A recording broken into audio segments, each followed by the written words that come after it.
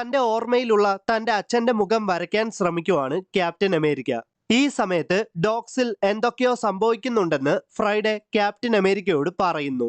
ഒട്ടും താമസിയാതെ അവിടേക്ക് ചെല്ലുന്ന ക്യാപ്റ്റൻ അമേരിക്ക ഒരു വലിയ ടെലിപ്പോർട്ടേഷൻ ഡിവൈസ് കാണുകയാണ്. മാത്രമല്ല അത് ഓപ്പറേറ്റ് ചെയ്യുന്നതോ ബാരൺ സീമോയും. ക്യാപ്റ്റൻ അമേരിക്കയെ കണ്ട ഉടൻ തന്നെ ബാരൺ സീമോ തന്റെ ടെലിപ്പോർട്ടേഷൻ ഡിവൈസ് ഓൺ ആക്കുകയും അതിലൂടെ പാസ്റ്റിൽ നിന്നും ബാരൺ സീമോയുടെ അച്ഛനായ ഹെൻറിച്ച് സീമോ അവിടേക്ക് എത്തുന്നു. ക്യാപ്റ്റൻ അമേരിക്ക അവരോട് പോരാടാൻ ശ്രമിക്കുന്നുണ്ടെങ്കിലും അവർ ക്യാപ്റ്റൻ അമേരിക്കയെ ഡിഫീറ്റ് ചെയ്യുന്നു. പെട്ടെന്ന് തന്നെ അവഞ്ചേഴ്സ് അവിടേക്ക് വന്നിട്ട് ബാരൺ സീമോയെയും ഹെൻറിച്ച് സീമോയെയും അറ്റാക്ക് ചെയ്യുന്നു. പോരാട്ടത്തിന്റെ ഇടയ്ക്ക് ഹെൻറിച്ച് സീമോ ആ ടെലിപ്പോർട്ടേഷൻ ഡിവൈസ് ഓൺ ആക്കുന്നതോടെ ഒരു പോർട്ടൽ ഓപ്പൺ ആവുകയും ബ്ലാക്ക് വിഡോയും ഫാൽക്കണും ഹോക്കയും ആ പോർട്ടലിലേക്ക് വീഴുകയും ചെയ്യുന്നു. ആ പോർട്ടലിലൂടെ സഞ്ചരിച്ച അവർ എത്തിയത് 1943-ലാണ്. അതെ, അവർ ഇപ്പോൾ പാസ്റ്റിലാണ്. ബാരൺ സീമോയെയും ഹെൻറിച്ച് സീമോയെയും ഡിസ്ട്രാക്ട് ചെയ്തിട്ട് ആ ടെലിപ്പോർട്ടേഷൻ ഡിവൈസിന്റെ പവർ സോഴ്സ് എടുത്തോണ്ട് ക്യാപ്റ്റൻ അമേരിക്ക അവിടെ നിന്നും എസ്കേപ്പ് ആകുന്നു. ഈ സമയത്ത് പാസ്റ്റിൽ ആർമിയുടെ യൂണിഫോമിൽ മിലിറ്ററി ബേസിലേക്ക് കടന്നു കയറുകയാണ് ഫാൽക്കണും ഹോക്കയും ബ്ലാക്ക് വിഡോയും. ഒരു റേഡിയോ ഡിവൈസ് കൈക്കലാക്കാനാണ് അവർ മിലിറ്ററി ബേസിലേക്ക് പ്രവേശിച്ചത്. അവിടെ വെച്ച് അവർ സൂപ്പർ സോൾജർ സെറം കുത്തിവെക്കുന്നതിന് മുൻപുള്ള സ്റ്റീവ് റോജേഴ്സിനെ കണ്ടുമുട്ടുകയാണ്. എന്തായാലും സ്റ്റീവ് റോജേഴ്സിന്റെ സഹായത്തോടെ കമ്മ്യൂണിക്കേഷൻ ഫെസിലിറ്റിയിലേക്കുള്ള വഴി കണ്ടുപിടിച്ച അവഞ്ചേഴ്സ് അവിടേക്ക് പോകുന്നു.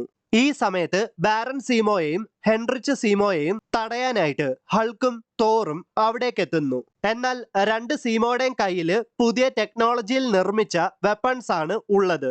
അതുകൊണ്ട് ഹൾക്കിനും തോറിനും അവരെ ഒന്നും ചെയ്യാൻ സാധിക്കുന്നില്ല. ഹൾക്കും തോറും രണ്ട് സീമോയെയും ഡിസ്ട്രാക്ട് ചെയ്യുന്ന സമയത്ത് അയൺമാനും ക്യാപ്റ്റൻ അമേരിക്കയും ആ പവർ സോഴ്സ് ടെലിപ്പോർട്ടേഷൻ ഡിവൈസിലേക്ക് തിരികെ വെച്ചിട്ട് അവഞ്ചേഴ്സിനെ പാസ്റ്റിൽ നിന്നും തിരിച്ചു കൊണ്ടുവരാൻ ശ്രമിക്കുവാണ്. എന്നാൽ അവഞ്ചേഴ്സിനെ ഡിഫീറ്റ് ചെയ്തിട്ട് ഹെൻറിച്ച് സീമോ ആ ടെലിപ്പോർട്ടേഷൻ ഡിവൈസിന്റെ സഹായത്തോടെ 2099-ൽ നിന്നും തന്റെ പിൻഗാമിയായ സീമോ 2099 അവിടേക്ക് കൊണ്ടുവരുന്നു.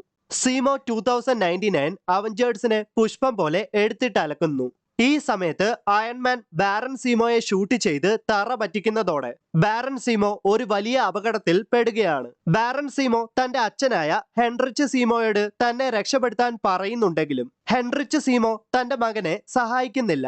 ഇത് നിന്റെ വിധിയാണെന്നും നീ വീക്കാണെന്നും നീ എന്റെ മകനാണെന്ന് പറയാൻ എനിക്ക് അറപ്പാണെന്നും പറഞ്ഞിട്ട് ഹെൻറിച്ച് സീമോ അവിടെ നിന്ന് പോകുന്നു.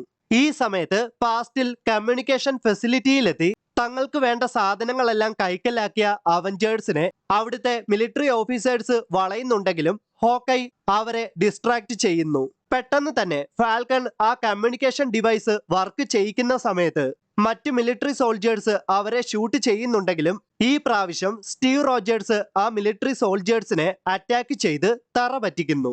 അവഞ്ചേഴ്സ് ഇപ്പോഴും സീമോയുമായിട്ട് ഫൈറ്റ് ചെയ്യുകയാണ്. ഈ സമയത്ത് ക്യാപ്റ്റൻ അമേരിക്ക ബാരൺ സീമോയെ രക്ഷപ്പെടുത്തുന്നു.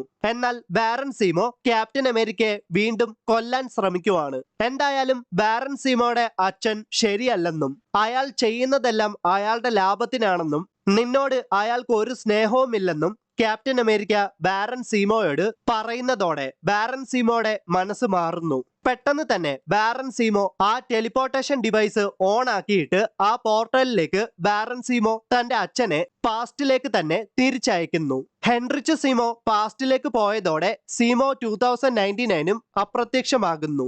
അങ്ങനെ പാസ്റ്റിലേക്ക് പോയ ഫാൽക്കണും ബ്ലാക്ക് വിഡോയും ഹോക്കയും ആ പോർട്ടലിലൂടെ തിരിച്ചെത്തി.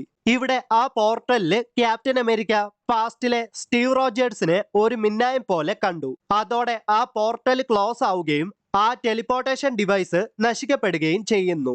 തിരികെ അവഞ്ചേഴ്സ് ടവറിലെത്തിയ ക്യാപ്റ്റൻ അമേരിക്കയ്ക്ക് സർപ്രൈസ് ആയിട്ട് സ്റ്റീവ് റോജേഴ്സ് അച്ഛനോടൊപ്പം എടുത്ത ഒരു ഫോട്ടോ ഹോക്കൈ കൊടുക്കുന്നു. നമുക്ക് അടുത്ത എപ്പിസോഡിൽ കാണാം.